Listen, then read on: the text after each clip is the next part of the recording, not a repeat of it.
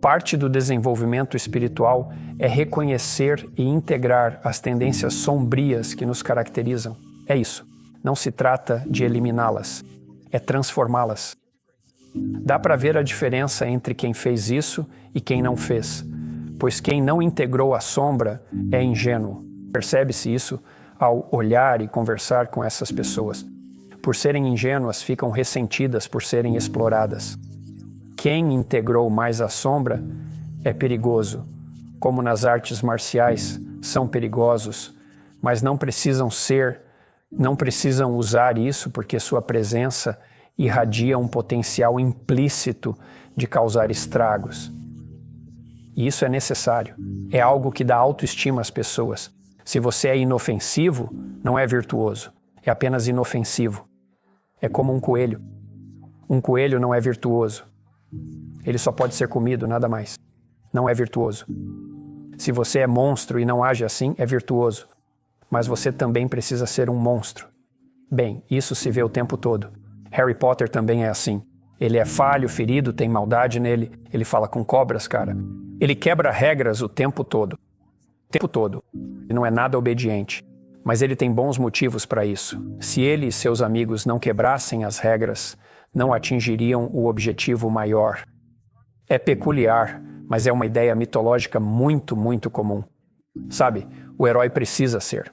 O herói precisa ser um monstro controlado. Batman é assim, tá em todo lugar. É a história que sempre ouvimos. Para ser lutador tem que querer vencer e machucar. Quer dizer, não para machucá-los. É isso que te difere de alguém mau. Mas você precisa e assumir seu lugar no mundo como alternativa à fraqueza. E ser fraco não é bom. As pessoas que atiram nas escolas são fracas. Elas são fracas. E a vida é um processo muito difícil. E você não está pronto para isso sem a capacidade de ser perigoso. Isso não significa que você deva ser cruel. Não significa nada disso. No Novo Testamento diz, os mansos herdarão a terra. Mas mansos não é bem traduzido. É mais como, os que têm espadas sabem usá-las, mas as mantêm guardadas. Essa é uma forma bem melhor de pensar nisso. Seja poderoso, formidável e então pacífico nessa ordem. Não é ser ingênuo, fraco e inofensivo, como jovens são incentivados. Isso é uma péssima ideia. É uma péssima ideia. Ser ingênuo e fraco impede de suportar as tragédias da vida. Você não consegue assumir responsabilidades. Você acaba ficando amargo e quando fica amargo, então fica perigoso. Não trate homens adultos como se fossem bebês. Jovens precisam ouvir mais.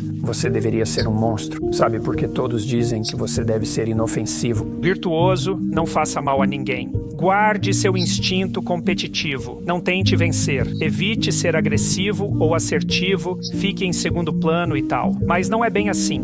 Errado. Seja um monstro absoluto. E aprenda a controlá-lo. Quem é incapaz de crueldade é moralmente superior a quem é capaz dela. E eu diria, seguindo Jung, que isso está incorreto. É perigosamente incorreto. Porque se você não é capaz de crueldade, você é absolutamente uma vítima de quem for capaz. Parte do motivo das pessoas assistirem anti-heróis e vilões é porque algo nelas clama pela incorporação do monstro interior que dá força de caráter e autorrespeito. É impossível se respeitar até que você crie dentes. E se você crescer dentes, percebe que é um pouco perigoso ou até seriamente perigoso. Então, você pode exigir mais respeito para si e que os outros façam o mesmo. Isso não significa que ser cruel é melhor do que não ser cruel. Significa que poder ser cruel e não ser é melhor do que não ter essa capacidade. No primeiro caso, você é fraco e ingênuo. No segundo, é perigoso, mas controlado. Muitas artes marciais focam exatamente nisso em sua filosofia de treinamento. Não estamos treinando você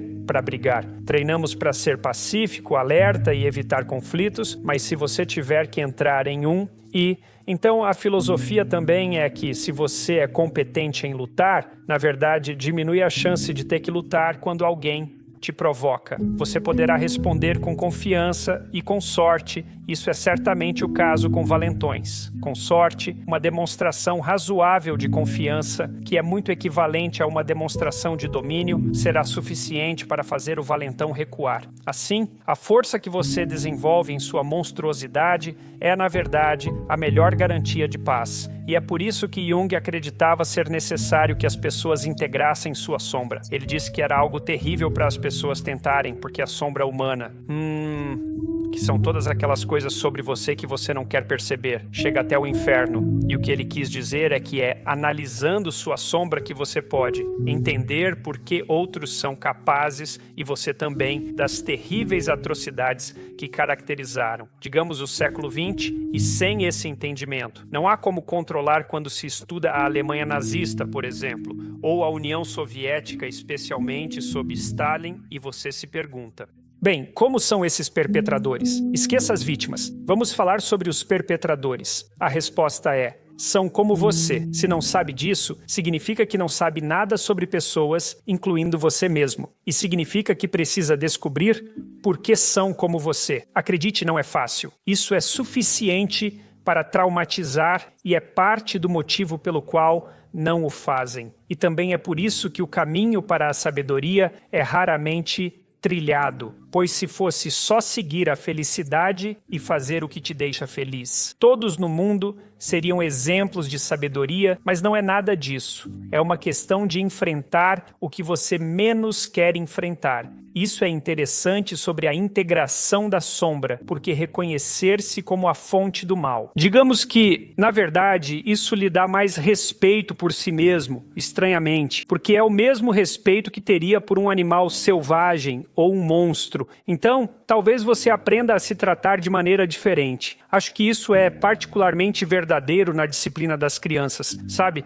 Se você sabe que é um monstro e que isso se manifestará na sua vida, consciente ou inconscientemente, e se for inconscientemente, não é bom.